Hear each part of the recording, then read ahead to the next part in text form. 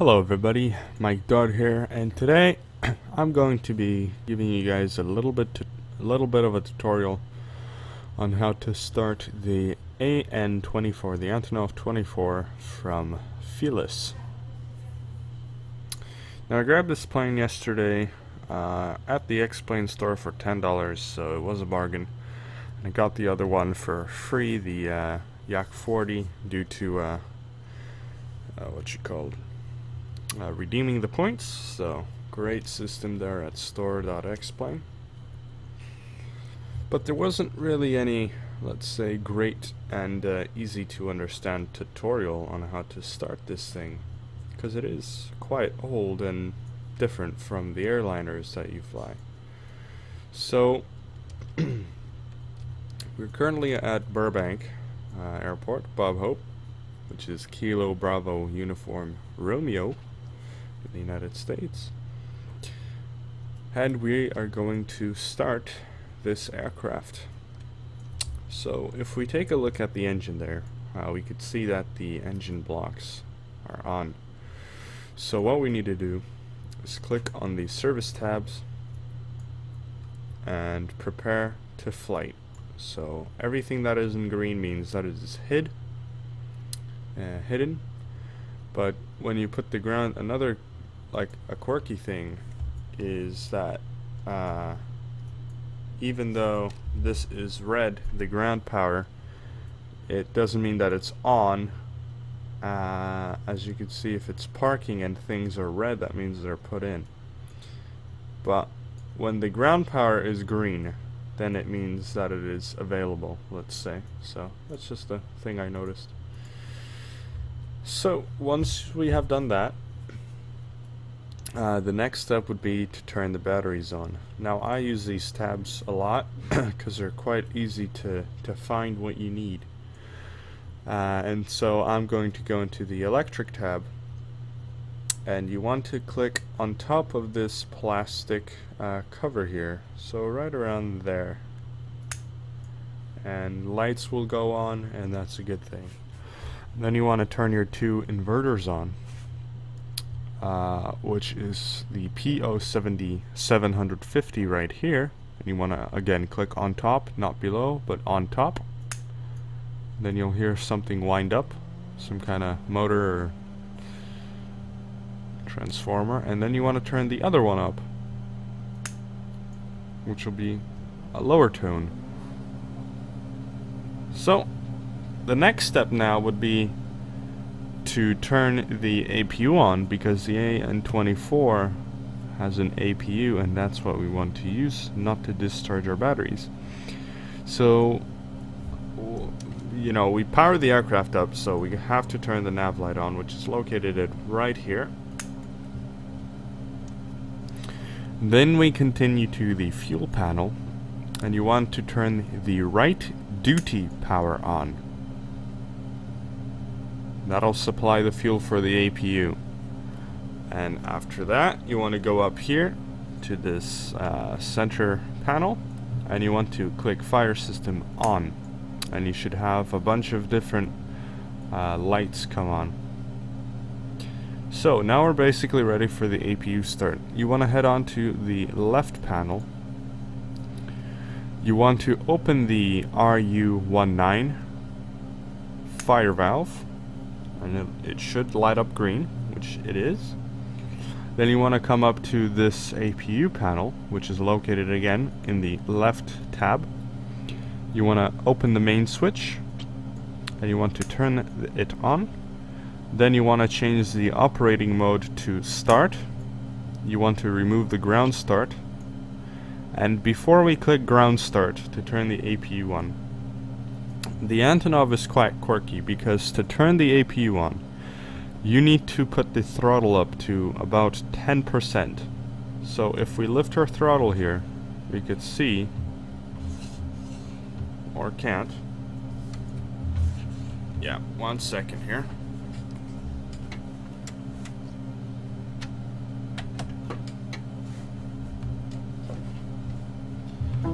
As I was saying, we could see that the this indicator changes as the throttle goes up. So to start the APU, we want to be at 10, which is right around there. And only then will the APU start. I don't quite know the mechanics of why this is, but you have to make sure that your throttle is set to 10 on this panel that is moving now to start the APU. So we want to go to the left panel once again. This is our APU panel, and now we are ready to start the APU. You want to click and hold, and you should see a light come on, say PT29 operating. You will hear something, and you will see that the EGT and RPM of the EGT are rising. And a couple seconds later, the APU will come on and idle at about 38% and 300 and around 60 or 70 degrees. So once the APU started, we want to go back to the electrical panel, and you want to turn the GS24 DC generator to on. And now our battery is charging, and if we move this voltage indicator to GS24, we could see that we have approximately 290 volts DC supplied to the aircraft.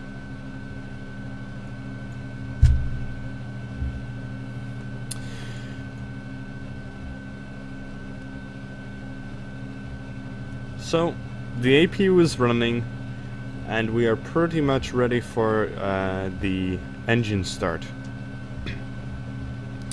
Now, we had to start the APU with 10%, but to start the engine, of course, the throttles have to be at idle. So the first thing, you want to set the throttles to idle. Next, you want to go back to the fuel panel, and you want to turn the left duty pump on, the right chip and engine valve, fire valve, and the left chip and engine fire valve, and that'll change all green. Now you should have approximately 8 green lights, which means that you have done it correctly. So you want to go back to the left panel, and now you want to head up to the engine start panel. The upper section above this line is the engine panel, and the lower is the APU panel. So we now want to start the engine, so we shall start by switching the start selector to start.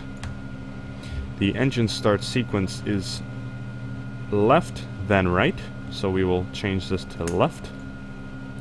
You want to open the yellow ground tab, and you want to switch that to the on position. And now we are ready for start. So what we are going to do is press the start button, hold for 3 seconds, and our voltage should start increasing, and we will hear the engine start.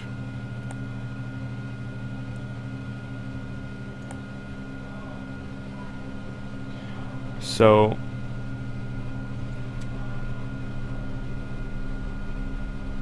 any second the voltage should start increasing.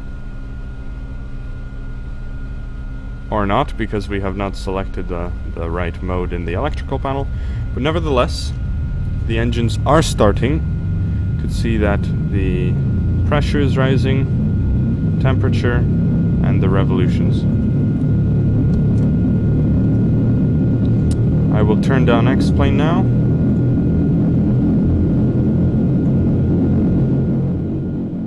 Because it is quite loud when it's idling. So the left engine has started and is stable, and now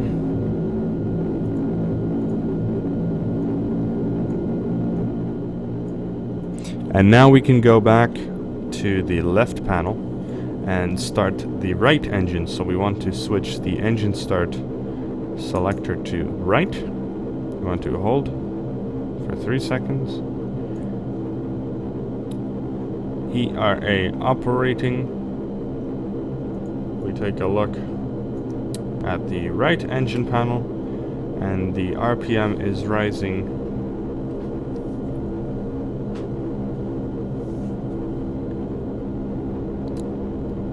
external EGT temperature is rising.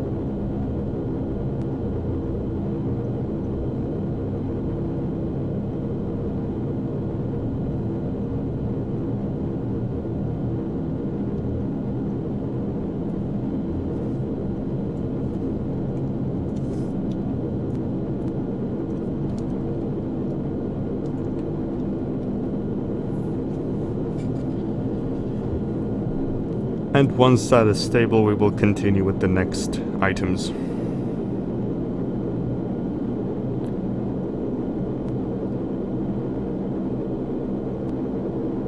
So that is pretty much stable.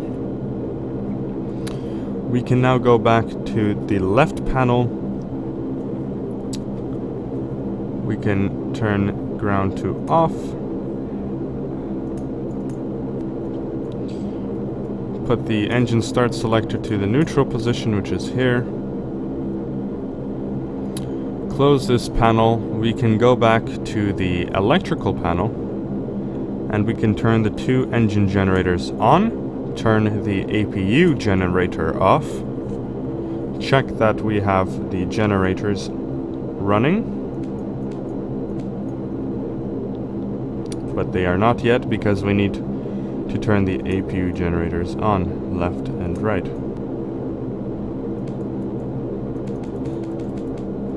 Left buses are working. Perfect. So this is it for the electrical panel. We want to go back to the fuel panel and turn these 4 indicators on. And that is it for the fuel panel. You want to go back to the left panel now. You want to close the guard of the APU. You want to switch it to dry starting. Close the main switch and stop starting. So the APU should be coming off now. And the last thing for the APU is you want to turn off the fire valve. And as you could see, the APU has gone to sleep. The next thing is you want to go to the right panel. You want to turn your window heat on. You want to turn your 3 pitot heats on. And you want to turn your icing signal control to on. And that is that. Now you will still have these 4 warnings on each side of the dashboard, but that is not a problem, because if you go down here, you can slowly start turning all these switches on.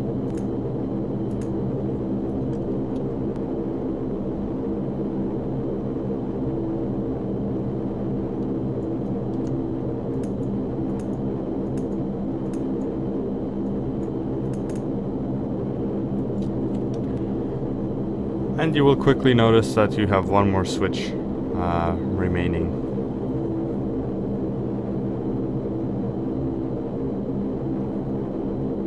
If we go up here, you want to turn the left engine and right engine vibration monitor. And you can test, and we're currently at pretty much, this is percent of vibrations, I guess, so 10%.